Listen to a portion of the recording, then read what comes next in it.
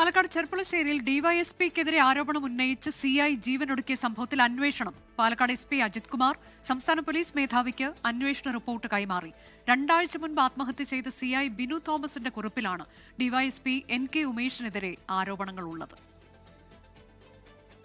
അനാശാസ്യത്തിന് arrest ചെയ്യപ്പെട്ട സ്ത്രീയെ പലവട്ടം ഡിവൈഎസ്പി പീഡിപ്പിച്ചെന്നാണ് ഈ മാസം 15-ന് പോലീസ് ക്വാർട്ടേഴ്സിൽ മരിച്ച നിലയിൽ കണ്ടെത്തിയ പാലക്കാട് ചെർപ്പുളശ്ശേരി സിഐ ബിനു തോമസിന്റെ ആത്മഹത്യാക്കുറിപ്പിൽ പറയുന്നത്.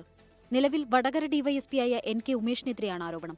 വിഷയത്തിൽ പാലക്കാട് എസ് പി അജിത് കുമാറിന്റെ അന്വേഷണ റിപ്പോർട്ട് സംസ്ഥാന പോലീസ് മേധാവിക്ക് കൈമാറി. പീഡനത്തിന് കേസെടുക്കണമെന്ന റിപ്പോർട്ടിലുണ്ടെന്നാണ് സൂചന.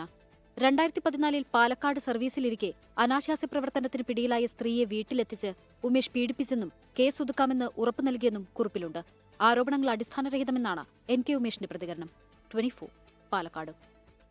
ലോകത്തെവിടെയായാലും ഏത് സമയത്തും 24 വാർത്തകളും ഓഗ്മെന്റഡ് റിയാലിറ്റി പാക്കേജുകളും എക്സ്പ്ലെയിനറുകളും വിശദമായി കാണാൻ ഞങ്ങളുടെ യൂട്യൂബ് ചാനൽ നിങ്ങൾക്ക് സബ്സ്ക്രൈബ് ചെയ്യാം.